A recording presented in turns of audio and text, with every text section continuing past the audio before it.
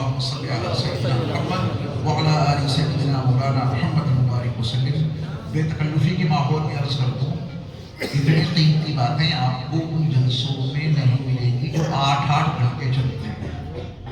8-8 گھنٹے جلسے چلتے ہیں، ملتا کیا ہے وہ ہمیں بھی معلوم ہے، آپ کو معلوم ہے. وہاں سے لے کر کے آتے ہیں، خالی دامن جاتے ہیں، خالی دامن واپس آتے ہیں. میں نے عرض کیا کہ بگاڑا ہم ہی لوگوں نے آپ کو ہے.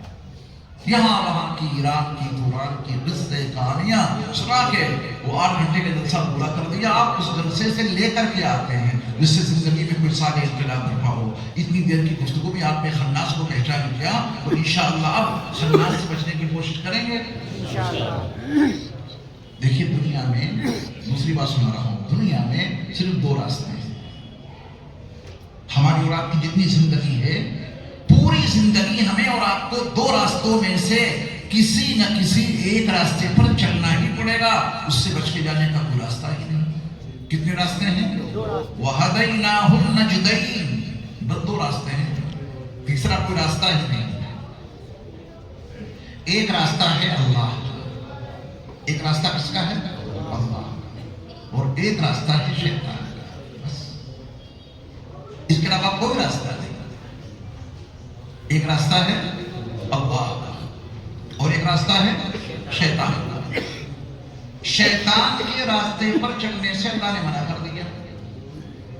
شیطان کے راستے پر چلنے سے اللہ نے، قرآن پڑھیے جا بجا حکم ملے گا آپ کو. وَلَا تَتَّبِعُوا خُطُوَاتِ الشَّيْطَانِ، شیطان کے نقش قدم پر مت چلو. شیطان کے راستے ہیں، ان پہ قدم مت رکھو. منع کر دیا اللہ نے، شیطان کے راستے پہ نہیں چلنا ہے. تو جب آپ شیطان کے راستے سے ہٹیں گے، سیدھے کس راستے پہ آ جائیں گے؟ اللہ کے راستے پر. اور اگر اللہ کے راستے سے ہٹے تو کہاں پہنچ جائیں گے؟ کیونکہ بیچ میں کوئی اور راستہ ہی نہیں ہے، تیسرا کوئی راستہ نہیں. ایک اللہ کا راستہ اور ایک شیطان کا راستہ. ہم اور آپ ایمان والے ہیں، ایمان والوں کو اللہ نے آرڈر دیا ہے وَلَا تَتَّبِعُوا خُطُوَاتِ الشَّيْطَانِ، شیطان کے راستے سے تمہیں نہیں چلنا. اور شیطان کے راستے سے جیسے ہی ہٹیں گے کہاں آ جائیں گے؟ اللہ کے راستے پہ. اور خدا نہ خواستہ اللہ کے راستے سے ہٹے تو کہاں پہنچ جائیں گے؟ شیطان کے راستے پر. اب میں آپ سے ایک بات پوچھتا ہوں، مجھے بتائیے گا کہ وہ قرآن کا مضمون شاید مجھے بتانے کی ضرورت ہی پیش نہ آئے. میں جو آیت پڑھوں گا وہ سب کچھ آپ بتائیں گے، ابھی بتائیں گے، میرے بتائے بغیر آپ بتا دیں گے قرآن انشاءاللہ. میرا ایک سوال ہے آپ سے کہ اس وقت آپ ہم سب کس کے راستے میں ہیں؟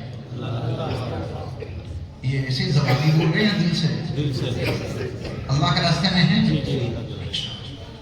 گھر سے چل کے یہاں تک آئے تو راستے میں جو سفر طے کیا آپ نے، جیسے میں چوہان باغر سے آیا اور ہمارے حاجی سرور صاحب مجھے ایسے راستوں سے لایا کہ بہت جلدی آ گیا.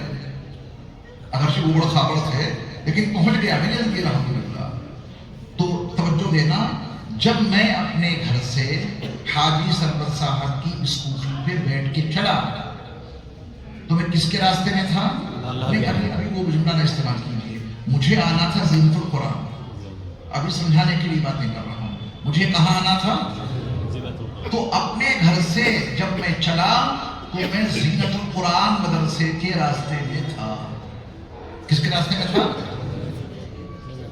جب آپ یہاں سے جائیں گے تو مقصد ہے گھر پہنچنا. جائیں کدھر سے بھی، کیسے بھی جائیں، جب تک چلتے رہیں گے جب تک آپ اپنے گھر کے راستے میں ہوں گے، کیونکہ جانا گھر ہے. اگر گھر آپ کا امروہے میں ہے اور یہاں سے آپ چلے تو آپ امروہہ کے راستے میں ہیں، امروہہ میں جو آپ کا گھر ہے اس کے راستے میں چلے. اور اگر آپ یہاں سے بیت اللہ کے ارادے سے چلے تو جا رہے ہیں ایئرپورٹ کی طرف، لیکن اب اس کو ایئرپورٹ کا راستہ نہیں کہا جائے گا، اسے کہا جائے گا کہ آپ بیت اللہ کے راستے میں ہیں، حرم کے راستے میں ہیں. بندہ جہاں جائے گا اس منزل کو سامنے رکھ کے راستہ طے ہوتا ہے یا جا کہاں رہے ہیں، ہے نا؟ اتنی بات سمجھ گئے؟ تو اگر اللہ کا راستہ کہا ہے تو اس کا مطلب یہ ہے کہ ہم جہاں بھی قدم اٹھائیں کہاں جا رہے ہیں؟ اللہ کی طرف. تو جب اللہ کی طرف جائیں گے تو کہاں ہوں گے؟ اللہ کے راستے میں ہوں گے. یہ مضمون مجھے سمجھانا تھا، ہے نا؟ آپ جب گھر سے چلے تو یہ نہیں سوچا تھا کہ میں اللہ کے راستے میں جا رہا ہوں. آپ نے سوچا کہ میں حضرت القرآن جا رہا ہوں، مسجد عائشہ جا رہا ہوں، اسی نیت سے اپنے گھر سے چلے تھے. تو جب تک آپ راستے میں رہے تو آپ مسجد عائشہ اور مدرسہ حضرت القرآن کے راستے میں رہے. یہ ہمارا خیال ہے. لیکن یہاں آئے کیوں؟ کس نیت سے آئے؟ قرآن سنیں گے، دین کی باتیں سنیں گے، جس سے اللہ کی معرفت نصیب ہوگی، اللہ کا قرب نصیب ہوگا. تو آپ اللہ کی طرف چلے تو گھر سے لے کے یہاں تک آپ اللہ کے راستے میں رہے، اور یہاں رہتے ہوئے جتنا وقت آپ نے اور آپ نے گزارا ہے، چونکہ اللہ کی رضامندی کے لیے بیٹھے ہیں، یہ سارا وقت ہمارا کس میں لگ رہا ہے؟ اللہ کے راستے میں لگ رہا ہے. اچھا، قرآن کی روایت میں نے کہی تھی کہ مجھے شاید بتانا نہ پڑے، آپ خود اس کا ترجمہ کر دیجیے، وہ آپ نے کر دیا. دیکھو میں ایک آیت پڑھتا ہوں، فَفِرُّوا إِلَى اللَّهِ، کہیے سب لوگ، فَفِرُّوا إِلَى اللَّهِ. اس کا ترجمہ یہ ہے اللہ کی طرف دوڑ کر جاؤ. اللہ کی طرف کہاں ہے اللہ کی جناب دوڑ کے جائیں گے؟ کوئی اسٹیشن ہے، کوئی ٹھیہا ہے، کوئی کرسی ہے، کوئی مقام ہے جہاں اللہ ہو اور آپ اس کی طرف دوڑ کر کے جائیں؟ فَفِرُّوا إِلَى اللَّهِ، 27ویں پارے میں دوسری رکوع کی آیت ہے. اللہ کی طرف دوڑ کر جاؤ. کہاں ہے اللہ کی جناب دوڑ کے جائیں گے؟ اللہ کو راضی کرنے کے لیے جو قدم آپ کا اٹھے گا وہ اللہ کے راستے میں ہے. رسول کو راضی کرنے کے لیے جو قدم آپ کا اٹھے گا وہ اللہ کے راستے میں ہے. اس کے علاوہ کوئی راستہ ہی نہیں. اب اس کو واضح کرنے کے لیے میں 2-3 باتیں عرض کر کے پھر انشاءاللہ دعا ہو جائے. ابن ماجہ کی روایت سنیے، من خرج من بیتہ لطلب العلم فهو فی سبیل اللہ حتی یرجع. رسول اللہ صلی اللہ علیہ وسلم نے فرمایا کہ جو شخص علم حاصل کرنے کے لیے اپنے گھر سے نکلے تو جب تک واپس نہیں آئے گا وہ اللہ کے راستے میں ہے. اپنے گھر سے آپ چلے تو اللہ کے راستے میں ہیں یا ویلکم کے راستے میں؟ اللہ کے راستے میں. یقین سے، زبانی بات نہیں بنے. یقین بناؤ کہ میں اللہ کے راستے میں ہوں. اور اتنی دیر آپ نے علم حاصل کیا. میں آپ کے سامنے علمی باتیں کر رہا ہوں قرآن حدیث کے حوالے سے. تو جتنی دیر تک آپ یہاں علم حاصل کرتے رہے تب تک آپ اللہ کے راستے میں رہے. اور یہاں سے جب واپس جائیں گے تو دنیا کہہ رہی ہے کہ ویلکم کے راستے کو پار کرتے ہوئے کبیر نگر پہنچے، وہاں کا راستہ پار کرتے ہوئے مصطفیٰ آباد پہنچے. یہ دنیا کے احساسات ہیں. جب تک آپ گھر نہیں پہنچ جائیں گے تب تک کہاں رہیں گے؟ اللہ کے راستے میں. گھر پہنچ گئے تو کیا شیطان کے راستے میں پہنچے؟ کیا راستے دو ہی ہیں، یا تو اللہ کا راستہ ہے یا شیطان کا راستہ ہے. گھر پہنچے تو گھر میں رہتے ہوئے اللہ کے راستے میں رہنا یا شیطان کے راستے میں؟ اللہ کے راستے میں. ماں کے پیر دبانے لگے، باپ کی خدمت میں مصروف ہو گئے، آپ اللہ کے راستے میں. یہاں سے جاتے ہوئے آپ نے مٹھائی خریدی، کچھ سبزیاں خریدی، بچوں کو کھلائیں گے، کچھ محنت کی، کچھ کمائی کی. کسب رزق حلال عبادت ہے. پاکیزہ روزی، حلال روزی کمانا بھی عبادت ہے. آپ ٹھیلا لگائے کوئی سامان بیچ رہے ہیں، شو روم میں کھڑے ہوئے کپڑے بیچ رہے ہیں، کچھ بھی سامان خرید رہے ہیں یا بیچ رہے ہیں. خرید اس لیے رہے کہ بچوں کی خدمت ہوگی، کتابیں خرید رہے ہیں بچوں کے علم کے لیے، کپڑے خرید رہے ہیں بچوں کو راحت پہنچانے کے لیے. آپ اللہ کے راستے میں. مارکیٹ میں بیٹھے نا، وہ قاری وقت میں آپ کو بتلاتا کہ مسجد میں داخل ہونے کی دعا پڑھیں تو کیا ملے گا، اور مارکیٹ اور بازار میں داخل ہو کے دعا پڑھیں تو کیا ملے گا. بازار میں آپ جائیں دعا پڑھیں، بازار میں بیٹھ کے دکان پر بیٹھ کر کے رزق حلال کمانے کے لیے آپ محنت کریں، کسٹمر سے صحیح بات کریں، اس کو صحیح ڈیل کریں. آپ کے کاروبار میں جھوٹ نہ ہو، غلط مال نہ دیں، جھوٹ بول کے غلط مال نہ سپلائی کریں. دنیا کہہ رہے کہ آپ بازار میں بیٹھے ہیں، اسلام کہہ رہا ہے کہ آپ اللہ کے راستے میں ہیں. استاذ کے پاس ہیں تو اللہ کے راستے میں، ماں باپ کے پاس ہیں تو اللہ کے راستے میں. دسترخوان لگ گیا، دنیا کھانا کھاتی ہے، آپ بھی کھا رہے ہیں، لیکن آپ تو کھانا کھا رہے ہیں پیارے مصطفیٰ کی سنتوں کے مطابق۔ یہ کھانا کھاتے کھاتے آپ اللہ کے راستے میں ہیں، سوتے سوتے آپ اللہ کے راستے میں ہیں۔ عشاء کی نماز پڑھیے، سنت کے مطابق سو جائیے، صبح اٹھ کے فجر کی نماز پڑھ لیجیے۔ پوری رات کا سونا عبادت میں لکھا جائے گا۔ عبادت میں لکھا جبھی گیا کہ آپ پوری رات سوتے سوتے اللہ کے راستے میں رہے، ورنہ اگر کوئی شیطان کے راستے میں ہے تو اس کے لیے کوئی ثواب ملے گا اس کو کیا؟ آپ پوری رات سوئے ہیں اور پوری رات سونے پر عبادت کا ثواب کیوں ملا؟ کہ پوری رات آپ اللہ کے راستے میں رہے، بس یقین تھا کہ اللہ کا نام لے کے سو رہا ہوں، اللہ اگر اٹھائیں گے تو اٹھ کر انہی کی تعریف بیان کرنا شروع کر دوں گا۔ جیسے اللہ نے بیدار کیا تو آپ نے پڑھا الحمدللہ الذی احیانا بعد ما اماتنا والیہ النشور۔ یہ پوری رات آپ اللہ کے راستے میں رہے۔ آپ غور کریں، سونے میں جب آپ اللہ کے راستے میں رہ سکتے ہیں تو بیداری کی عالم میں اپنے اختیار سے اللہ کے راستے میں کیوں نہیں رہ سکتے؟ کوشش کر لیجیے، اللہ مجھے اور آپ کو اس بچے کی حفظ قرآن کی برکت سے ہر وقت اپنے راستے میں رہنے کی توفیق عطا فرمائے۔ اگر ہم اور آپ چاہیں تو 24 گھنٹے کی معمولاتی زندگی میں ہمارا ایک ایک لمحہ اللہ کے راستے میں گزرے گا، اور اگر فکر نہیں لی تو لوگ کہیں گے اللہ کے راستے میں، ہم اور آپ بھی سمجھیں گے کہ اللہ کے راستے میں ہیں، لیکن ذہن میں بدماشیاں چل رہی ہیں۔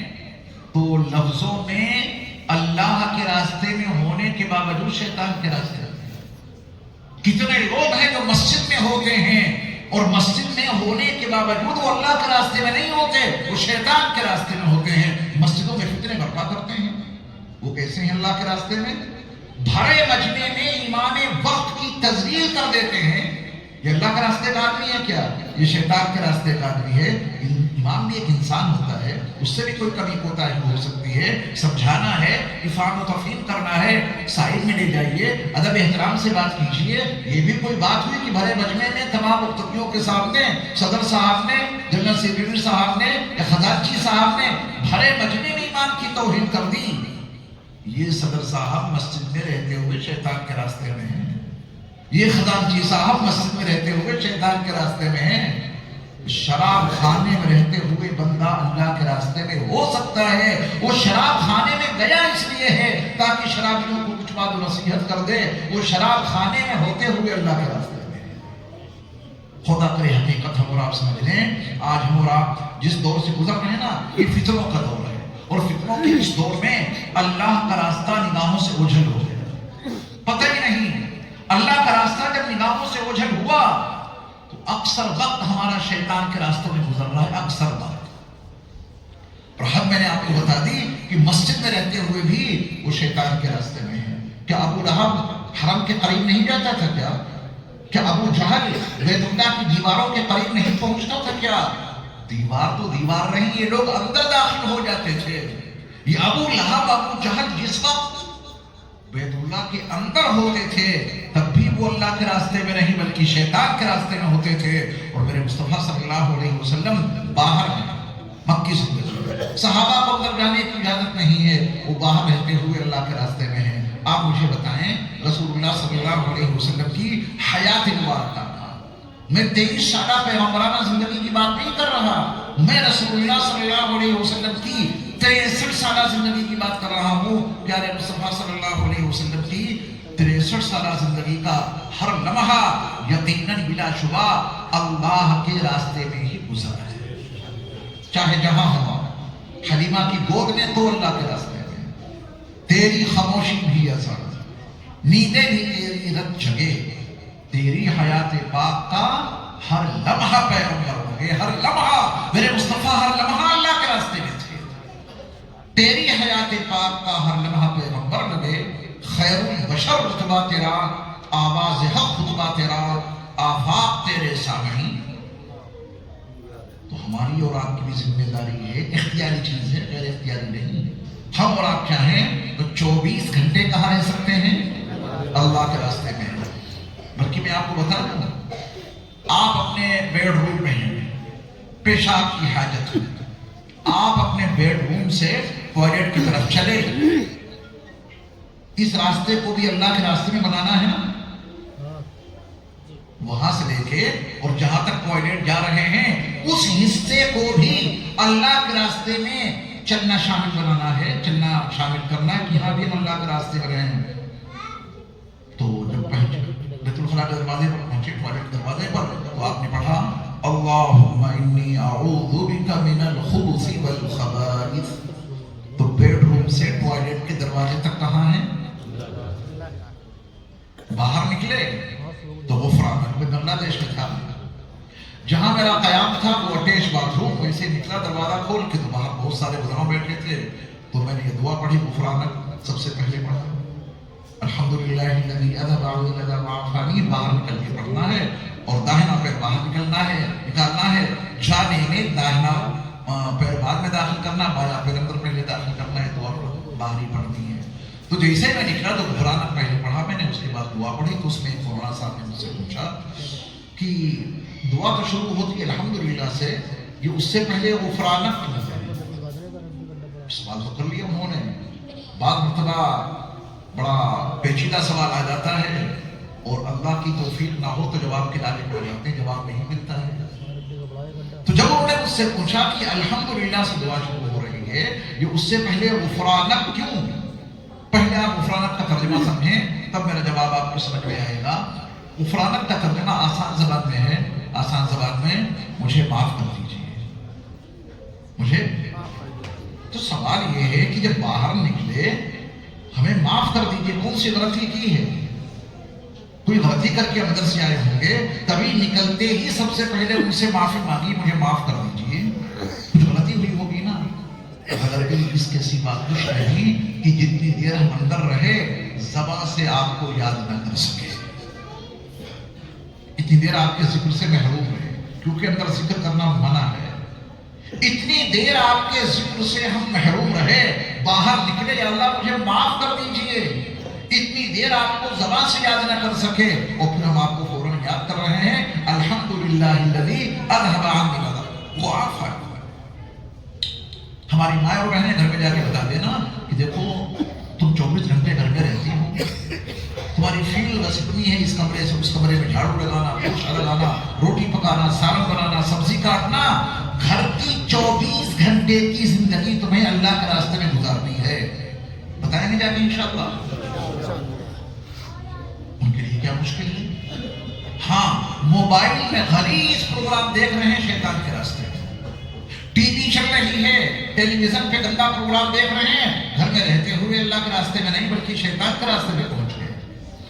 تو گھروں میں بیٹوں کو، بیٹیوں کو، بچوں کو، بیویوں کو، بہنوں کو، سب کو سمجھائیے کہ تم تو گھر میں رہتی ہو، 24 گھنٹے تم اللہ کے راستے میں رہ سکتی ہو، کہیں جانے کی ضرورت نہیں، اپنے گھر میں رہتے ہوئے اللہ کے راستے میں رہو۔ اور دیکھو میں بازار جا رہا ہوں سبزی لانے کے لیے، یہاں سے لے کے وہاں تک میں اللہ کے راستے میں رہوں گا، کیونکہ گھر سے نکلا ہوں بسم اللہ توکلت علی اللہ لا حول ولا قوت الا باللہ پڑھ کے آپ گھر سے باہر نکلے، راستے میں اللہ کا ذکر کرتے ہوئے جا رہے ہیں، اللہ کی یاد میں آپ مصروف عمل ہیں، بازار میں پہنچے وہاں دعا پڑھی، سامان خریدا، اپنی نظروں کی حفاظت کی اور اپنے گھر واپس آ گئے۔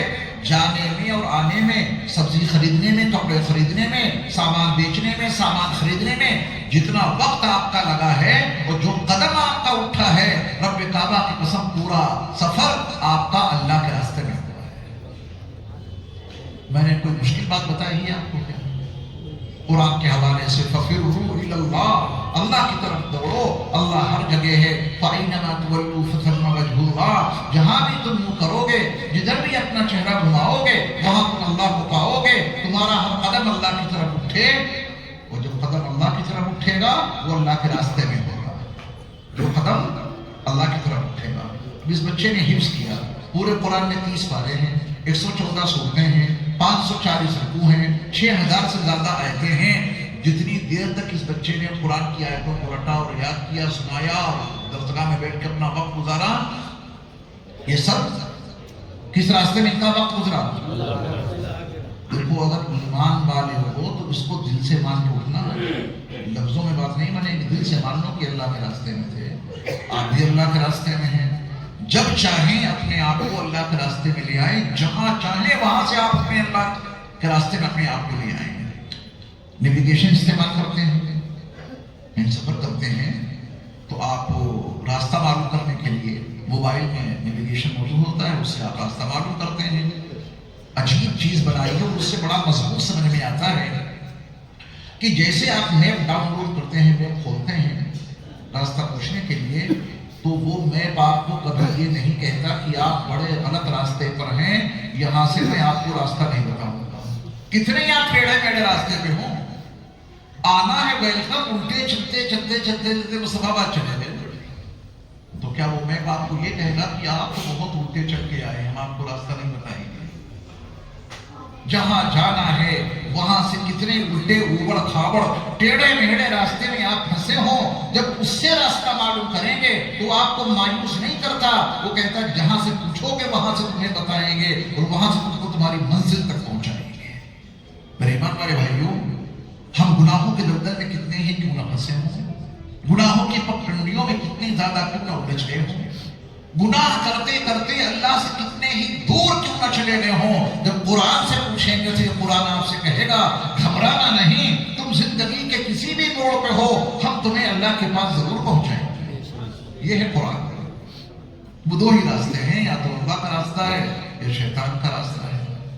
شیطان کے راستے سے بچنا ہمارے اختیار میں اور اللہ کے راستے پہ آنا ہمارے اور آپ کے اختیار میں. اللہ ہم سب کو پوری زندگی 24 گھنٹے کی معمولاتی زندگی اپنے راستے پر چلنے اور اس میں وقت لگانے کی توفیق عطا فرمائے. سمجھ گئے آپ اللہ کا راستہ؟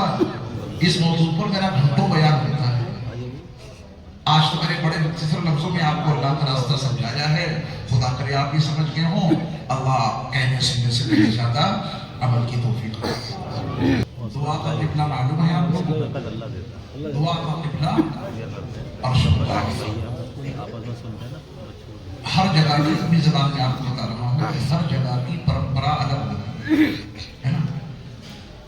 یہ پرمپرا ہے مندروں کی. کہاں کی ہے یہ پرمپرا ہے مسجدوں کی. مجھے دیکھ رہے ہیں؟ یہ کہاں ہوتا ہے؟ مندروں میں. ایسے کہاں ہوتا ہے؟ تو کتنے مسلمان ہیں جنہوں نے اللہ کے گھروں میں، مسجدوں میں مندروں کی پرمپرا کر رکھی ہے. وہ دعا مانگتے وقت میں ایسے کرتے ہیں. یہ میں آپ پہ الزام نہیں لگا رہا، سچ بتا رہا ہوں. ایسے کر کے دعا مانگتے ہیں. اس کا مسجد سے کیا تعلق؟ کتنے لوگ ہیں مجھے دیکھیے ایسے دعا مانگتے ہیں، پوری دعا میں ہاتھ ایسے کرتے رہتے ہیں. یہ دعا ہے ہی نہیں. دعا کا قبلہ عرش اللہ. مولا علی قاری علیہ الرحمہ نے، میں نے ایک جگہ مسئلہ بتایا، دعا کا قبلہ سمجھایا، تو ایک مولانا صاحب ہمیشہ ایسے دعا مانگتے تھے، ہمارے علاقے کے ہیں وہ. اور اتفاق یہ دیکھیں ان کی موجودگی میں نے بیان کیا کہ عبادت کا قبلہ اللہ، اطاعت کا قبلہ رسول اللہ، نماز کا قبلہ بیت اللہ، دعا کا قبلہ عرش اللہ. میں نے لوگوں کو سمجھایا. میں نے کیا کہا کہ ہم ہی لوگوں نے آپ کو بگاڑا ہے. تو ان مولوی صاحب نے اپنی مقتدیوں کو بڑا بگاڑ رکھا تھا دعا کے حوالے سے. وہ جب کبھی دعا کراتے تھے اپنی مسجد میں ایسے کراتے تھے. اور جہاں میرا بیان ہوا تو ان کے بہت سارے مقتدی وہاں تھے، تو ان کو بڑا احساس ہوا، اچھا مجھے نہیں معلوم کیا کرتے ہیں، کیسے دعا مانگتے ہیں، مجھے کیا پتا. جب میں نے مسئلہ لوگوں کو سمجھایا تو سب سے زیادہ ریئیکشن امام صاحب کے ہوا، کیونکہ ان کو یہ محسوس ہوا کہ یہ تو میری توہین ہو گئی. میں ایسے دعا مانگتا ہوں، ایسے مانگتا ہوں، انہوں نے اسے سکھا دی. تو سارے مقتدی ہمارا عمل دیکھ کر کے ایسے مانگتے تھے. آج ان کو یہ معلوم ہوا تو ان کو توہین محسوس ہوئی.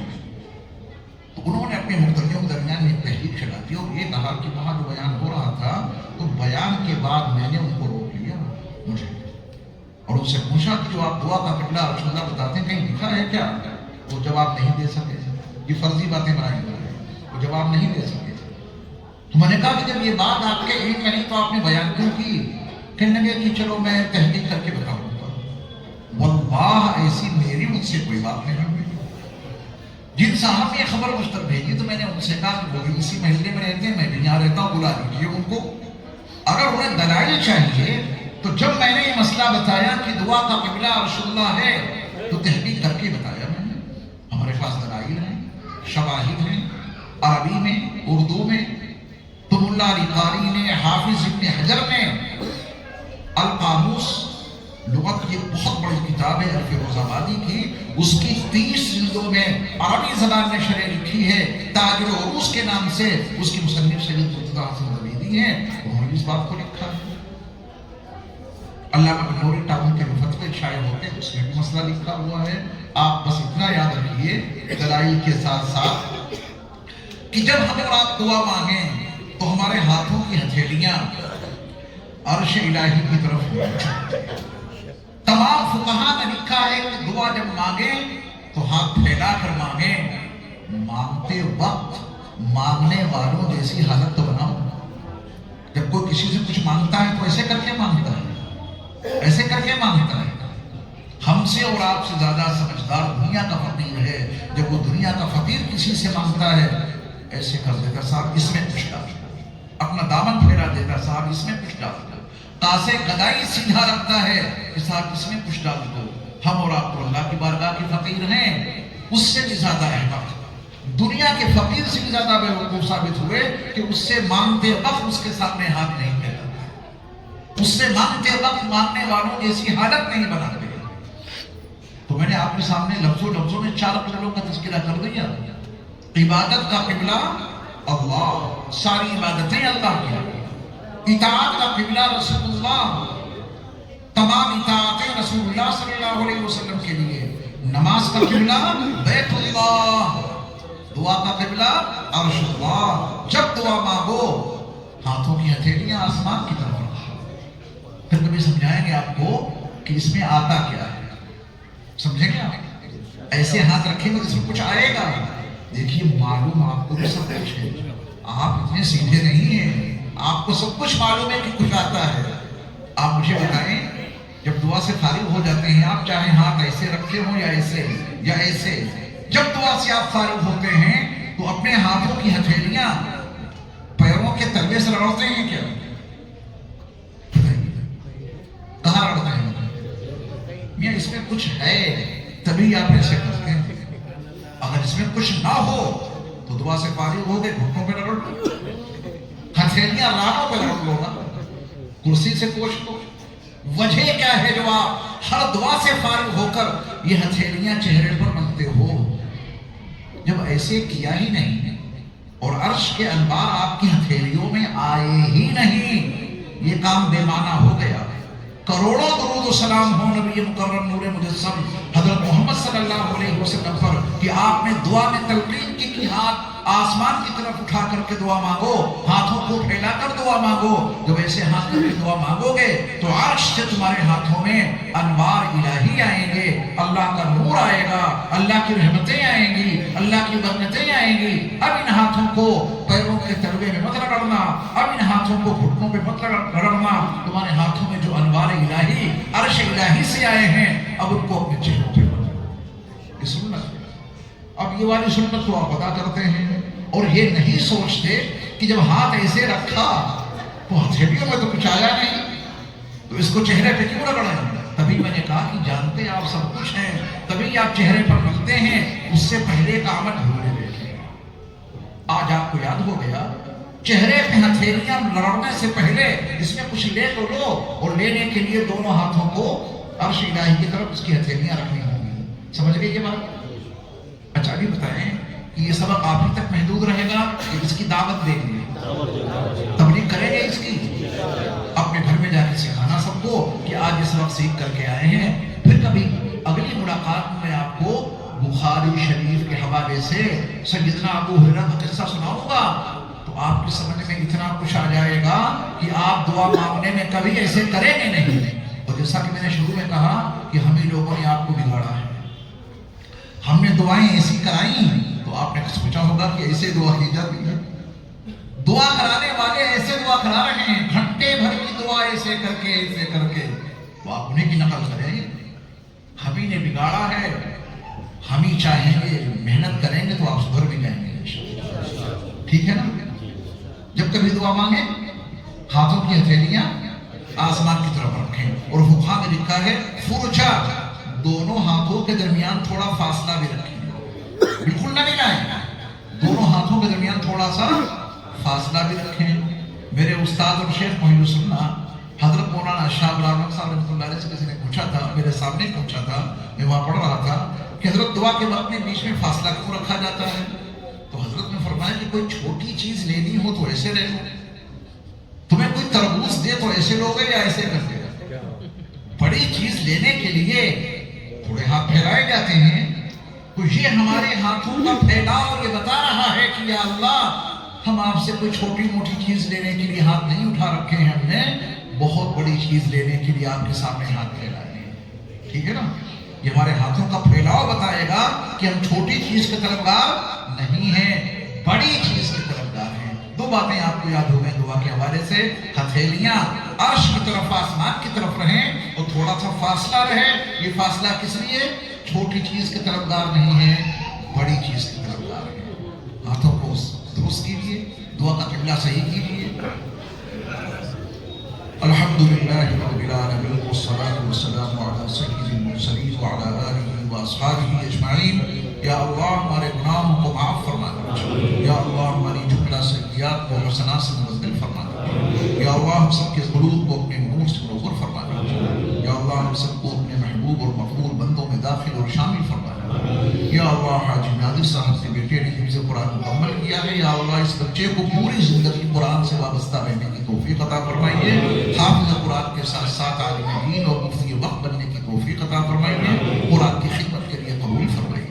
یا اللہ یہ ادارہ مدرسہ زینت القرآن جہاں دینی تعلیم کے ساتھ عصری تعلیم کا نظام بھی جاری ہے الحمدللہ، یا اللہ اس ادارے کی بھرپور حفاظت فرمائے، یہاں کے معتمد، یہاں کے اساتذہ، یہاں کے طلباء، یہاں کے معاونین کی جان مال عزت آبرو کی حفاظت فرمائے، یا اللہ اس ادارے کی تمام ضروریات غیب سے پوری فرما دیجیے، یا اللہ تمام ضروریات غیب سے پوری فرما دیجیے، یا اللہ اتنا بڑا مجمع یہاں موجود ہے، سب پر خصوصی قدر کرم ڈال دیجیے، خصوصی قدر رحم ڈال دیجیے، یا اللہ ہم سب کو اپنا محبوب اور مقبول بندہ بنا دیجیے، یا اللہ ہم سب سے راضی ہو جائیے، پیارے اللہ ہم سب سے راضی ہو جائیے، ہم اس قابل کہاں کہ آپ ہم سے راضی ہوں، مگر اے ہمارے پیارے اللہ پھر بھی ہم سے آپ راضی ہو جائیے، یا اللہ ہم سب مغفرت کے بھیخاری ہیں، ہم سب کو مغفرت کی بھیک عطا کر دیجیے، یا اللہ آپ نہیں معاف کریں گے تو ہمیں کون معاف کر سکتا ہے، یا اللہ مغفرت عطا کر دیجیے، تمام گناہوں سے حفاظت فرما دیجیے، شیطان کے شر سے حفاظت فرما دیجیے، خناس کے شر سے حفاظت فرما دیجیے، وہ جناتی خناس ہو یا انسانی خناس ہو،